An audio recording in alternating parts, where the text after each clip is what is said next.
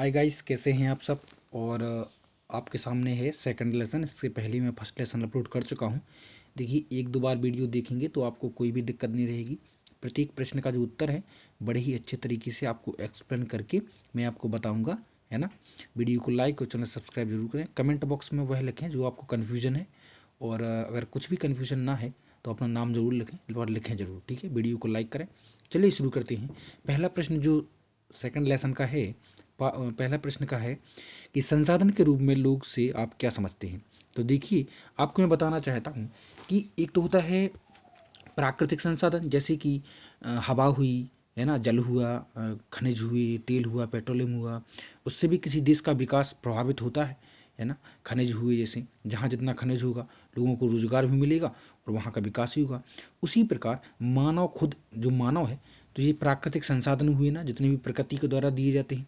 और जो मानव है वो खुद एक संसाधन है। किस देश का किसी भी देश के विकास में मानव भी एक महत्वपूर्ण भूमिका निभाता है। मानव काम करेंगे, कार्य करेंगे, तभी तो उस देश का विकास होगा। तो मानव भी तो एक संसाधन है ना। तो सुनिए, इसका मतलब यही है, याद रखना, ठीक है, कि संसाधन के रूप में लोग किसी देश के कार्यरत लोगों को उनके वर्तमान उत्पादन कौशल एवं योग्यताओं का वर्णन करने का तरीका है। यह लोगों की सकल घरेलू उत्पाद के सृजन में योगदान करने की योग्यता पर बल देता है। अन्य संसाधनों की भांति जनसंख्या भी एक संसाधन है ना। जनसंख्या जो किसी भी देश की, वो भी एक संसाधन है जिसे मानव संसाधन कहा जाता है। जो देश की जनसंख्या होती है वो भी एक प्रकार से क्या है, जनसंख्या जो है वो भी एक संसाधन है जो किसी भी देश के विकास को प्रभावित करती है, ठीक है, जिसे संसाधन, है ना। अब हम चलते हैं अगले प्रश्न पर, और आपसे अगला प्रश्न पूछा गया है।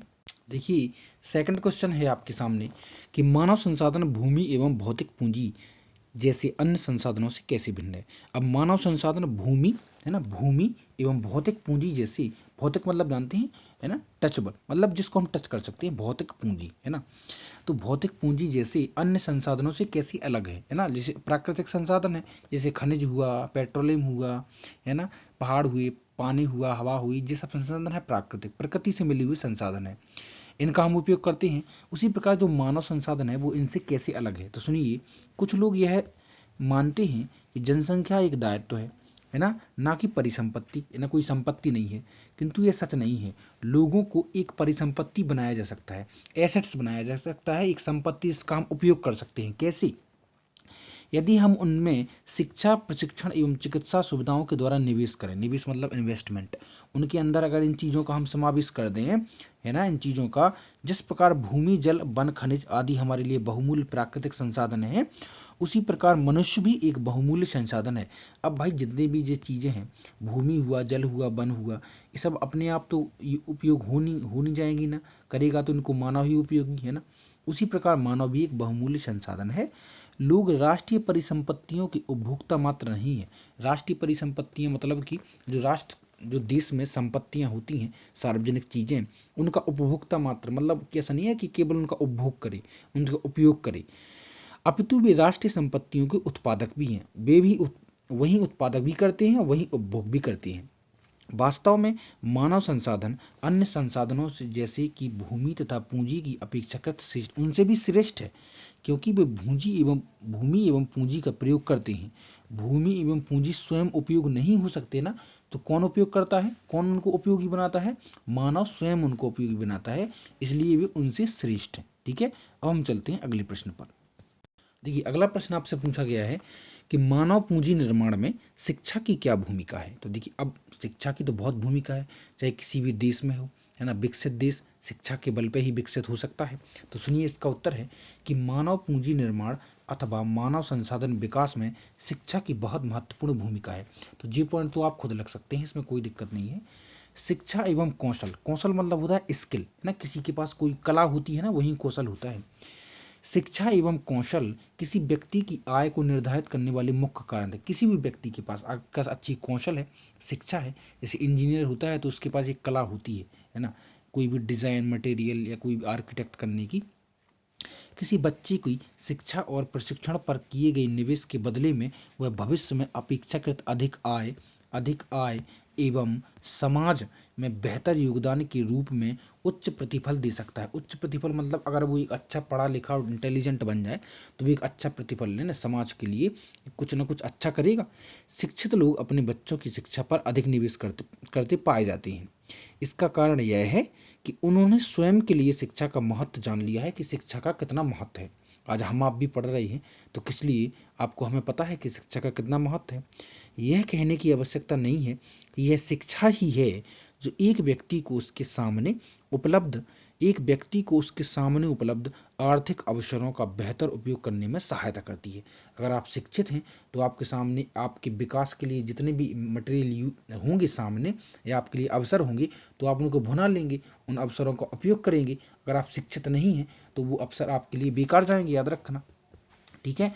और आगे देखिए थोड़ा सा और है कि शिक्षा श्रम की गुणवत्ता में वृद्धि करती है। श्रम मतलब काम में और अच्छे काम करने की हमें एक प्रेरणा देती है शिक्षा, है ना। शिक्षित व्यक्ति अच्छा काम करता है। और कुल उत्पादकता में वृद्धि करने में सहायता करती है। कुल उत्पादकता देश के विकास में योगदान देती है। ठीक है। अब हम चलते हैं अगले प्रश्न पर। देखिए अगला प्रश्न आपसे पूछा गया है कि मानव पूंजी निर्माण में स्वास्थ्य की क्या भूमिका है। तो वही है स्वास्थ्य। तो देखिए आपको पता है हेल्थ इज वेल्थ, सब कुछ बेकार है अगर आपका स्वास्थ्य सही नहीं है। जैसे कोई भी अमीर हो, करोड़पति हो, अगर वो स्वास्थ्य नहीं है, उसके शरीर सही नहीं है तो रुपयों का क्या मतलब, है ना। तो देखिए स्वास्थ्य ही है। अगर स्वस्थ व्यक्ति होगा तो वो अच्छे से काम करेगा, अच्छे से काम करेगा तो मनी अर्न करेगा, तभी तो किसी देश का विकास होगा, उसका विकास होगा। ठीक है। तो सुनिए इसका उत्तर सुनिए कि मानव पूंजी निर्माण अथवा मानव संसाधन विकास में स्वास्थ्य की महत्वपूर्ण भूमिका है। तो ये तो आप खुद लिख सकते हैं। तो सुनिए पहले पॉइंट वाइज है कि केवल एक पूर्ण स्वस्थ व्यक्ति ही अपने काम के साथ न्याय कर सकता है। इस प्रकार वह किसी व्यक्ति के कामकाजी जीवन में महत्वपूर्ण भूमिका अदा कर सकता है ना। कामकाजी जीवन में महत्वपूर्ण भूमिका वही अदा कर सकता है जो स्वस्थ है। एक अस्वस्थ व्यक्ति अपने परिवार, संगठन एवं देश के लिए दायित्व है। कोई भी संगठन ऐसे व्यक्ति को काम पर नहीं रखेगा जो खराब स्वास्थ्य के कारण पूरी दक्षता से काम ना कर सके, है ना। अब आपको समझ में आ गया होगा कि एक स्वास्थ्य है वो कितनी भूमिका निभाता है। इसके अगला है कि स्वास्थ्य न केवल किसी व्यक्ति के जीवन की गुणवत्ता में सुधार लाता है, गुणवत्ता मतलब जीवन की गुणवत्ता मतलब क्वालिटी में, अपितु मानव संसाधन विकास में वृद्धि भी करता है। मानव संसाधन विकास मानव के कामकाज में वृद्धि करता है, उसकी स्किल में, कला में, है उसके काम करने के तरीके में, अगर वो स्वस्थ है तो, जिस पर देश के कई क्षेत्र निर्भर है। किसी व्यक्ति का स्वास्थ्य अपनी क्षमता एवं बीमारी से लड़ने की योग्यता को पहचानने में सहायता करता है। किसी व्यक्ति का स्वास्थ्य अपनी क्षमता एवं बीमारी से लड़ने की योग्यता को पहचानने में सहायता करता है। आप कोविड-19 से जान सकते हैं। अगर कोविड-19 का फर्क देखो स्वास्थ्य पर ही पड़ रहा था ना, स्वास्थ्य पर पड़ने से कितना लॉस हुआ हर देश को। जहाँ जहाँ भी कोविड-19 ने अटैक किया, सभी देशों की जो वो है इकोनॉमिक्स है, अर्थशास्त्र है जो उनका, है ना, वो जीडीपी वगैरह वो बिल्कुल गिर गया, है ना। और लोगों ने बिल्कुल घर में कैद हो गए, काम धाम कुछ नहीं रखा, है ना। तो इससे हम पता चलता है हमें कि स्वास्थ्य कितना इम्पोर्टेंट है किसी भी व्यक्ति के लिए, समाज के लिए और देश के लिए। ठीक है। अब हम चलते हैं अगले प्रश्न पर। अगला प्रश्न है आपका 5th। देखिए अगला प्रश्न है आपका कि किसी व्यक्ति के कामयाब जीवन में स्वास्थ्य की क्या भूमिका है। तो भाई ये तो देखिए हम खुद लिख सकते हैं, इसमें कोई दिक्कत नहीं है कि अगर हमारे प्रश्न ये हम पढ़ के भी नहीं जाएं और हमारे पास आ जाए प्रश्न तो हम ना लिख पाएं, है ना। ये तो बेसिक क्वेश्चन है कि हम सभी जानते हैं कि एक स्वस्थ शरीर में ही एक अच्छे दिमाग का निवास होता है। स्वास्थ्य जीवन का एक ही महत्वपूर्ण पहलू है। स्वास्थ्य का अर्थ जीवित रहना मात्र नहीं है। स्वास्थ्य में शारीरिक, मानसिक, आर्थिक एवं सामाजिक सुदृढ़ता शामिल है। देखिए शारीरिक मतलब शरीर से, मानसिक मतलब मेंटली दिमागी क्षमता अच्छी होनी चाहिए, आर्थिक मतलब रुपयों से संबंधित, सामाजिक सुदृढ़ता, है ना, और समाज के प्रति। स्वास्थ्य जो होता है आपका, स्वास्थ्य में परिवार कल्याण, जनसंख्या नियंत्रण, दवा नियंत्रण, प्रतिरक्षण एवं खाद्य मिलावट निवारण आदि बहुत से क्रियाकलाप शामिल हैं। किससे? स्वास्थ्य से। यदि कोई व्यक्ति अस्वस्थ है तो ठीक से काम नहीं कर सकता। चिकित्सा सुविधाओं के अभाव में एक अस्वस्थ मजदूर अपनी उत्पादकता और अपने देश की उत्पादकता को कम करता है। इसलिए किसी व्यक्ति के जीवन में स्वास्थ्य सबसे महत्वपूर्ण भूमिका निभाता है। ठीक है, आई होप कि आप समझ गए होंगे। और जितना भी, मैं ये नहीं कहता कि पूरा लिखें, जितना भी आप समझ जाते हैं उतना अच्छे से एग्जाम में लिखकर जरूर आए। ठीक है, देखिए अगला प्रश्न है आपका। अगला प्रश्न है कि प्राथमिक, द्वितीयक और तृतीयक क्षेत्रकों में किस तरह की विभिन्न आर्थिक क्रियाएं संचालित की जाती हैं। तो कौन कौन से क्षेत्र? प्राथमिक, द्वितीयक और तृतीयक। देखिए प्राथमिक क्षेत्रक में कृषि, वन, पशुपालन, मुर्गी पालन, मछली पालन एवं खनन आदि आते हैं। मतलब कि जहाँ से कच्चा माल निकलता है, रॉ मटेरियल, जहाँ से कोई, जैसे मान लीजिए कोई चीज़ है, बिस्किट बनना है, तो बिस्किट के लिए सबसे पहले क्या होगा? खेती होगी ना। जो मक्का, गेहूँ हमें बिस्किट बनाने के लिए चाहिए, तो वो प्राथमिक क्षेत्र से आता है। कहाँ से? खेती से। ठीक है, अब बिस्किट कहाँ बनेगा? अब ये देखिए कि बिस्किट कहाँ बनेगा, ये बनेगा फैक्ट्री में, है ना। तो वहाँ से ले जाकर उत्पादन होता है फैक्ट्रियों में, तो ये द्वितीयक क्षेत्र है। और बिस्किट बन के मार्केट में आएगा तो वो तृतीयक क्षेत्र है। ठीक है, अब सुनिए ध्यान से कि प्राथमिक क्षेत्रक में कृषि, वन, पशुपालन, मुर्गी पालन, मछली पालन एवं खनन आदि होता है। द्वितीयक क्षेत्र में विनिर्माण शामिल है। विनिर्माण मतलब कि वस्तु को बनाने की प्रक्रिया, वो बाजार में लाने की प्रक्रिया। और तृतीयक क्षेत्रक में बैंकिंग, परिवहन, व्यापार, शिक्षा, बीमा, पर्यटन एवं स्वास्थ्य आदि आते हैं। ठीक है, अब हम चलते हैं अगले प्रश्न पर। और अगला प्रश्न है आपका, आर्थिक और गैर आर्थिक क्रियाओं में क्या अंतर है। आप नॉर्मल समझिए कि अगर कोई व्यक्ति जैसे पैसों के लिए काम करता है तो वो आर्थिक क्रियाएं होती हैं, और वो ऐसा काम जो पैसों के लिए ना किया जाए तो वो गैर आर्थिक क्रियाएं होती हैं। जैसे घर में हमारी माता जी, है ना, बहन जी या कोई भी पत्नी खाना बनाती हैं तो वह गैर आर्थिक क्रियाएं कहलाती हैं, उनका उसे कहीं भी नहीं चाहिए पैसा। लेकिन अगर काम वाली बाई, है ना, या कोई सेवक नौकर काम करता है अपने घर में तो वो पैसे लेता है उसी काम के, तो वो आर्थिक क्रिया होगी। अब समझिए इसमें क्या है कि वे क्रियाएं जो देश की आय में वृद्धि करती हैं उन्हें आर्थिक क्रियाएं कहा जाता है। दूसरे शब्दों में जो क्रियाएं आय के लिए की जाती हैं उन्हें क्रियाएं आर्थिक क्रियाएं कहा जाता है। और वे क्रियाएं जो आय के लिए नहीं की जाती उन्हें गैर आर्थिक क्रियाएं कहा जाता है। यदि कोई माँ किसी होटल में खाना बनाती है और उसे उसके लिए पैसे मिलती हैं तो यह एक आर्थिक क्रिया है। तो यह क्या है? एक आर्थिक क्रिया है। जब वह अपने परिवार के लिए खाना बनाती है तो यह एक गैर आर्थिक क्रिया है। ठीक है, अब अगला प्रश्न आपको देखने के लिए मिलेगा प्रश्न नंबर 8। प्रश्न नंबर 8 है आपके सामने कि महिलाएं क्यों निम्न वेतन वाले कार्यों में नियोजित होती हैं। निम्न मतलब कम वेतन वाले काम में महिलाएं ही क्यों नियोजित होती हैं। उन महिलाओं के लिए ही क्यों प्लानिंग होता है कि कम वेतन वाले में महिलाएं जाएंगी, या महिलाओं को कम वेतन क्यों दिया जाता है, यह प्रश्न में पूछा गया है।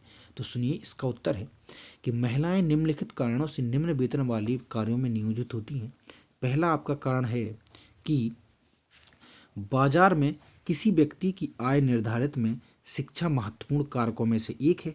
भारत में महिलाएं पुरुषों की अपेक्षा कम शिक्षित होती हैं, उनके पास बहुत कम एवं शिक्षा एवं निम्न कौशल रहता है, इसलिए उन्हें पुरुषों की तुलना में कम वेतन दिया जाता है। तो एक पॉइंट हमें ये मिल गया कि शिक्षा, है ना, कि पुरुषों की अपेक्षा महिलाओं में शिक्षा और कौशल की कमी होती है, इसलिए उनको कम वेतन दिया जाता है। देखिए मेरा पॉइंट ऑफ व्यू नहीं है, ये प्रश्न किया जो किताब के अनुसार दिया गया है, लेकिन आई थिंक ऐसा अब नहीं है हमारे ख्याल से, तो है ना।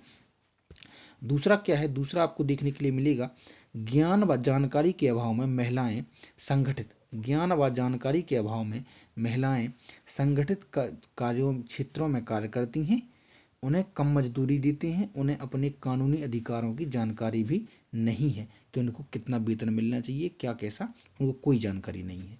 महिलाओं को शारीरिक रूप से कमजोर माना जाता है, इसलिए उन्हें प्रायः कम वेतन दिया जाता है। यह भी गलत फैक्ट है, ऐसा नहीं होना चाहिए, है ना। अब हम चलते हैं अगले प्रश्न पर।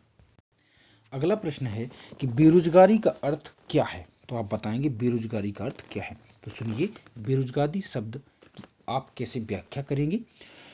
तो बेरोजगारी का अर्थ है जब लोग काम करने के इच्छुक हों किंतु उन्हें रोजगार ना मिले। बहुत एक ही लाइन में फिनिश हो गया सवाल, है ना, कि जब काम करने के इच्छुक हों और उनको रोजगार ना मिले।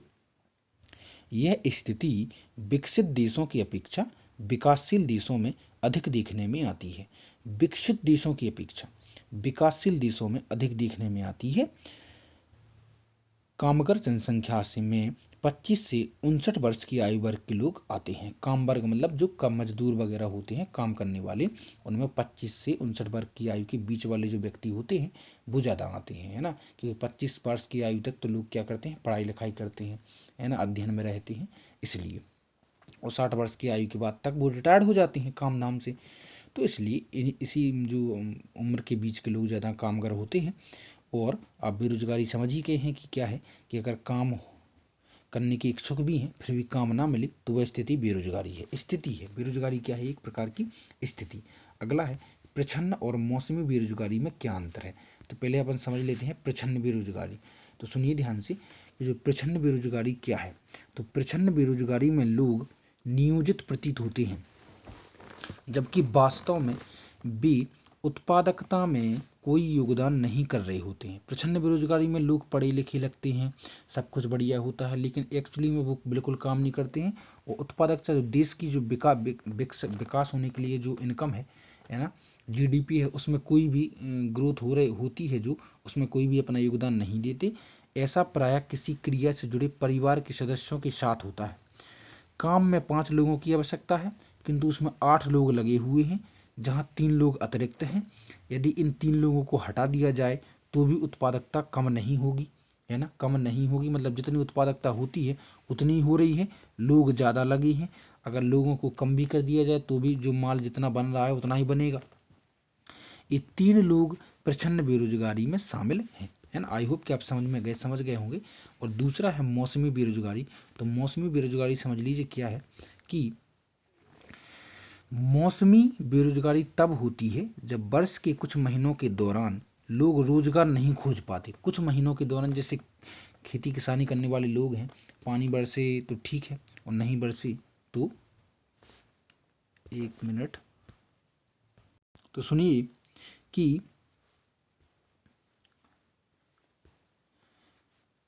तब होती है मौसमी बेरोजगारी जब वर्ष के कुछ महीनों के दौरान लोग रोजगार नहीं खोज पाते। आप इतना ही लिख सकते हैं। भारत में कृषि कोई पूर्णकालिक रोजगार नहीं है कि प्रतिदिन निरंतर चलता रहे, यह मौसमी है।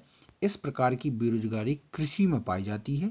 कुछ व्यस्त मौसम होते हैं जब बिजाई, कटाई, निराई और गहराई की जाती है, तब विशेष महीनों में कृषि पर आश्रित लोगों की को अधिक काम नहीं मिल पाता। ठीक है।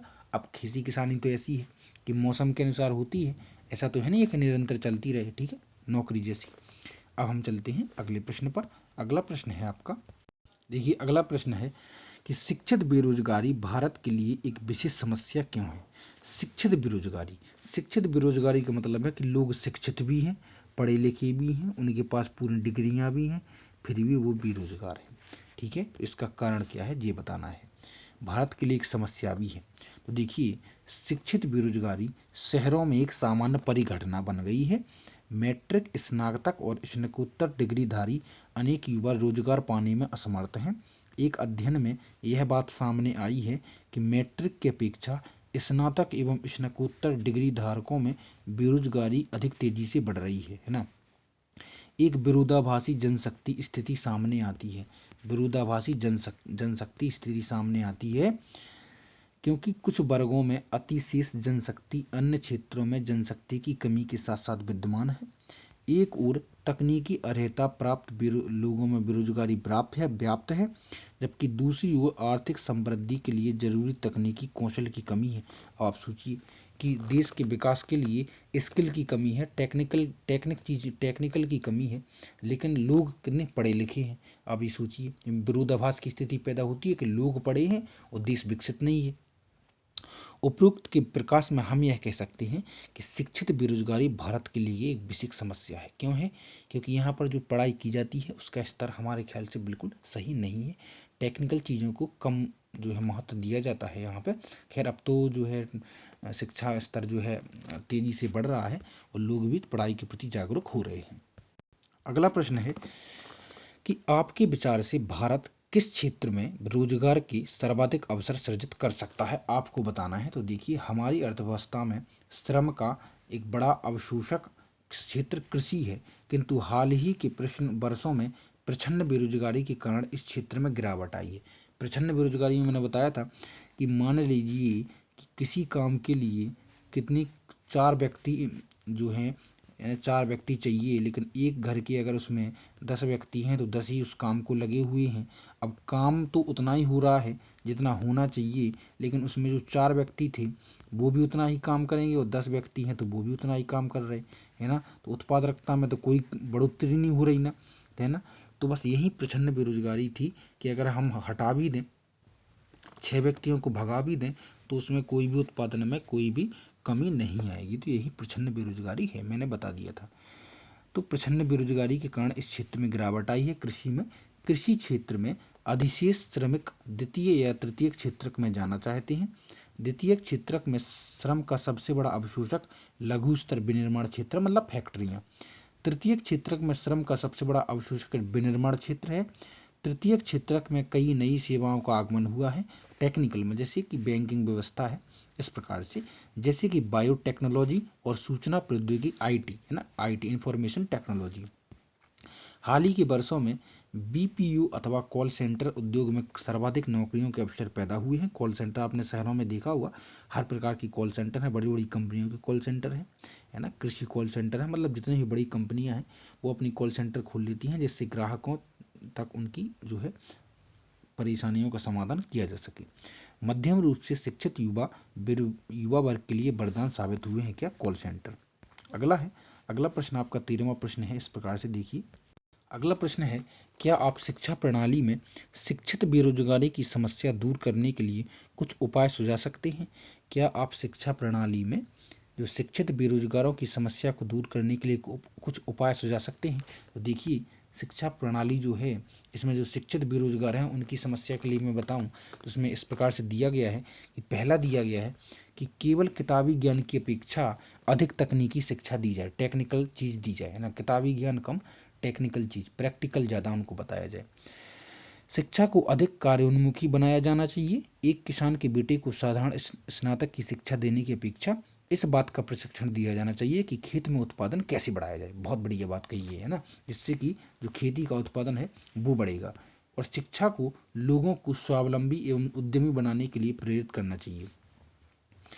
शिक्षा के लिए योजना बनाई जानी चाहिए, इसमें भावी संभावनाओं को ध्यान में रखकर इसे क्रियान्वयन करना चाहिए। रोजगार के अधिक अवसर पैदा किए जाने चाहिए, इससे कि शिक्षित जो बेरोजगारी है वो घटेगी।